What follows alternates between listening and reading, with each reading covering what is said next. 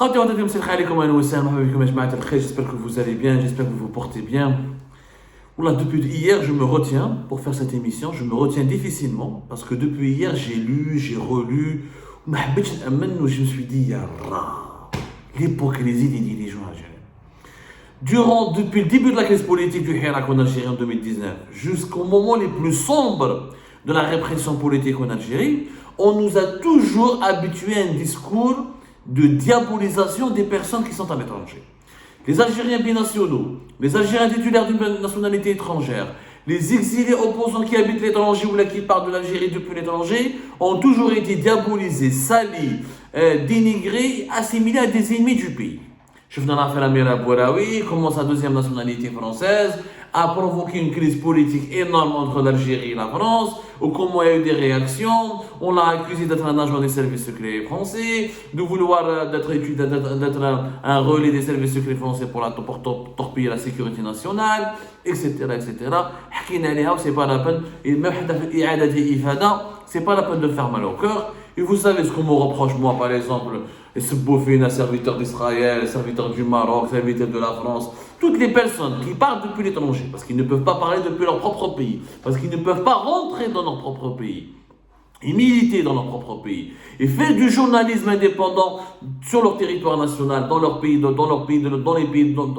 le pays où ils sont nés, parce que moi je suis né en Algérie, comme la plupart des activistes et des journalistes qui essayent de lutter un petit peu avec, modestement, avec leurs armes très médiocres, très dérisoires, ou là, leurs armes, avec leurs moyens très humbles contre la dictature un petit peu atroce qui est en train, un petit peu atroce, très atroce même, qui s'est emparée de notre pays. Et là, qu'est-ce que je découvre? Depuis plusieurs jours, les autorités algériennes, notamment la Fédération algérienne de football, elles partent jusqu'en Allemagne pour demander à un joueur allemand qui s'appelle Michel Weiser, qui n'a strictement aucune relation avec l'Algérie. عنده le grand-père maternel d'origine algérienne. Apparemment, c'est un Kabyle qui est parti en Allemagne ou là, qui s'est marié avec une Allemande, ou que l'Allemande il a eu un enfant avec elle, ou là, il s'appelle Michel Weiser. Donc, il a son grand-père maternel d'origine algérienne. Il a découvert qu'il aurait pu être algérien. Ou qui Madame Michel Weiser, c'est un jeune joueur du Werder Bremen. Il n'a pas pu aller s'imposer dans le football allemand, il n'a pas pu s'imposer dans l'équipe nationale d'Allemagne. Tahto la piste de l'Algérie. L'Algérie veut le récupérer pour qu'il joue dans l'équipe nationale. Michel Weiser. Strictement aucune relation avec l'Algérie. Je suis sûr, vous lui demandez quelle est la différence entre Hollande, Tlemcen, ou entre la Kabylie et Tougourt, il ne saura pas faire la différence. Ou donc, qui m'a sahatlouch avec l'équipe d'Allemagne, pourquoi pas, il y a cette fameuse loi de Bahamas qui a été apparemment en 2009, ou là j'ai oublié quelle date, qui lui permet, cette fameuse loi de la FIFA qui permet aux joueurs binationaux de jouer pour une autre équipe nationale s'ils n'avaient pas intégré la sélection A. Parce que Michel Weiser, il a joué avec les équipes juniors, avec les jeunes, les moins de 20 ans, avec les sélections jeunes, les jeunes joueurs. Il a pour la sélection nationale allemande, mais pas la sélection A. La sélection A, c'est-à-dire, c'est l'équipe nationale attitrée, c'est les seniors. Tant que tu n'as pas joué pour la sélection A et tu as une double nationalité, et si ton deuxième pays te sollicite pour intégrer la sélection nationale, mais à condition que ce soit la sélection A, et ben tu es autorisé par la FIFA, par la Fédération internationale de football, de jouer pour ton deuxième pays. C'est ce qui a permis d'ailleurs à l'Algérie de récupérer tous ces joueurs depuis 2010, les Merni, les Ferrolé, les Mahrez, énormément de joueurs binationaux, donc en dépit de même s'ils ont joué dans les sélections nationales pour les moins de 16 ans, là, les moins de 19 ans, ils ont pu intégrer ensuite l'équipe nationale de football. Je ne veux pas faire une chronique sportive. L'objectif n'est pas de parler du football ou là de faire une chronique sportive. Les amateurs le football en Algérie, c'est le sport roi. Tout le monde aime le football en Algérie et tout le monde prétend être spécialiste du football. Vous avez tous un niveau de connaissance assez pointu et élevé concernant l'historique des joueurs de l'équipe nationale, notamment les binationaux, notamment depuis l'épopée de 2010, Warwah, Michel Weiser. On part jusqu'en Allemagne. On essaie de le supplier pour qu'il devienne algérien. Donc il y a des contacts qui ont été initiés par la Fédération algérienne de football et l'ambassade d'Algérie en Allemagne pour qu'on puisse lui donner un passeport algérien, et c'est son conseiller qui gère. Donc on va lui donner un passeport algérien, comme ça gratuitement, juste parce qu'on a besoin de lui pour qu'il joue dans notre équipe nationale de football. Une équipe nationale dont on a besoin qu'elle retrouve un petit peu son lustre après une élimination atroce et cruelle de la Coupe du Monde de 2022.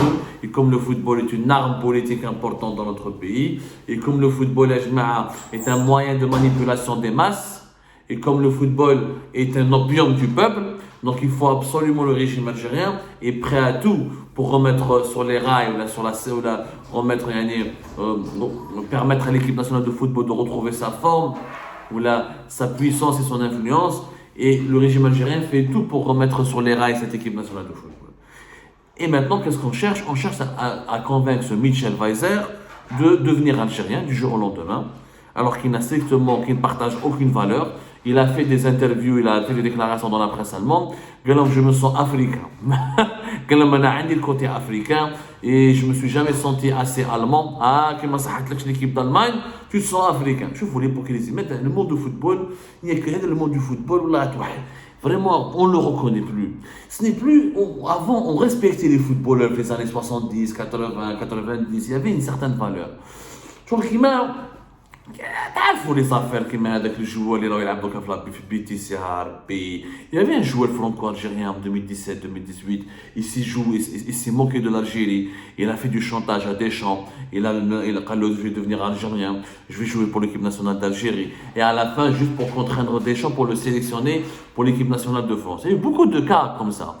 Beaucoup de joueurs qui ont choisi l'Algérie à la dernière minute parce que l'équipe de France ne voulait pas d'eux. Et beaucoup de joueurs qui ont utilisé la carte de la binationalité et la possibilité de jouer pour l'Algérie juste pour faire du chantage et de la pression sur la Fédération française de football pour qu'ils soient intégrés définitivement dans les rangs de l'équipe nationale de France. J'ai oublié ce joueur, il joue au Betis Séville. Aïe, aïe, aïe, aïe, aïe, j'ai un blanc parce que je suis révolté par cette situation. L'essentiel, Michel Weiser, appelez-moi Abdou Weiser. C'est-à-dire le cas pour que le régime algérien d'Alik, tu peux être binational, tu peux être un étranger tout court, tu peux ne rien connaître en Algérie, ne pas partager les valeurs de l'Algérie, ne rien connaître à son histoire et à sa géographie, mais si tu es utile pour le régime algérien, si tu peux apporter utile dans le sens que si l'équipe nationale de football gagne des matchs et regagne sa popularité et reparticipe à des compétitions majeures, comme la Coupe du Monde ou la Coupe d'Afrique, si elle renoue avec le succès, le régime algérien va tirer des dividendes et donc c'est utile pour lui. Ah voilà, Fakir. Voilà, Fakir ou Nasri. Surtout Fakir. Rappelez-vous l'épisode Fakir. دار روحو يحب l'Algérie ومع l'Algérie كان يلعب في l'Olympique Lyonnais, c'était 2016-2017 si je me trompe pas. فهم كيعيط له دي Deschamps قلبها non, finalement je vais choisir la France. Ce sont les joueurs, les footballeurs nous roulent que pour leurs intérêts publicitaires, marchands et commerciaux. Ils s'en foutent du maillot. Ils s'en foutent. Michel Weiser, il ne s'est pas réveillé un jour. L'Algérie, le pays de mon grand-père, j'aime l'Algérie, j'aime les révolutionnaires, j'aime l'histoire de l'Algérie, je me sens algérien. Il ne s'est jamais senti algérien. Ils se sont africains. C'est-à-dire que quand le Maroc, la Tunisie ou l'Afrique du Sud pour jouer pour jouer dans leur équipe nationale, il va accepter. Pour peu qu'il y ait des origines d'un autre pays africain, si ce pays africain l'appelle pour jouer dans la sélection A, c'est-à-dire dans les seniors, pour pouvoir jouer les éliminatoires de la Coupe du Monde et briller, parce que quand tu es un joueur international, c'est-à-dire sélectionné dans une sélection nationale, tu montes au crescendo, la valeur le joueur sur les marchés de transfert augmente, donc il pourra intéresser d'autres grands clubs, il pourra aspirer à un meilleur salaire. S'il peut devenir un joueur international en intégrant une sélection nationale, sa valeur marchande va grimper va beaucoup grimper. Il va pouvoir aspirer à gagner beaucoup d'argent et à avoir de meilleures perspectives dans sa carrière. C'est tout simplement du mercantilisme. Et le mercantilisme de Michel Weiser n'est pas choquant. C'est le monde du football, malheureusement, la mondialisation, la marchandisation du monde du football a fait en sorte que nous assistons à ce phénomène. Je finis la Coupe du Monde du Qatar, où la moitié de l'équipe du Qatar, pour ne pas dire la majorité de l'effectif de l'équipe nationale du Qatar, ne sont même pas qataris. Ce n'est pas un problème. Mais le problème le plus grave, c'est le régime algérien et son incohérence et son hypocrisie. Quand tu es un opposant, tu as la double nationalité, tu es un traître. Quand tu es un journaliste indépendant mais que tu vis à l'étranger, tu es un traître. Quand tu es un Algérien qui a une autre nationalité ou là qui est marié à une étrangère ou là qui fréquente l'étranger et qui critique les autorités de son pays, tu es un traître.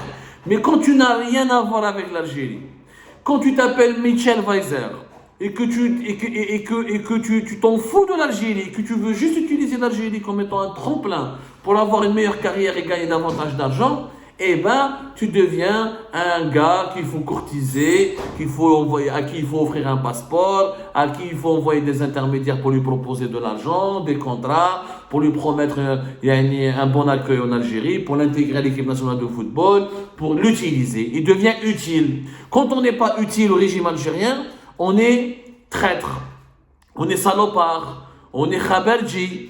Ah, qui te connaît un double national, qui est un binational, où tu critiques Tebboune ou Chengriha, le régime algérien, tu es khabarji.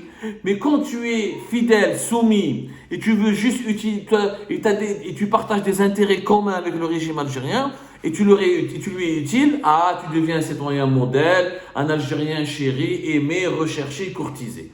C'est de la grande hypocrisie. Redouan Inch'Allah, Michel Weiser, il va faire des déclarations sur les détenus d'opinion, les détenus politiques en Algérie. Il se boit, il est agent d'Israël, داخل مع la baie des cochons, يخدم مع أميرة بوراوي وجماعة راشد وجماعة الماك ويديروا des étiquettes ويكرهها.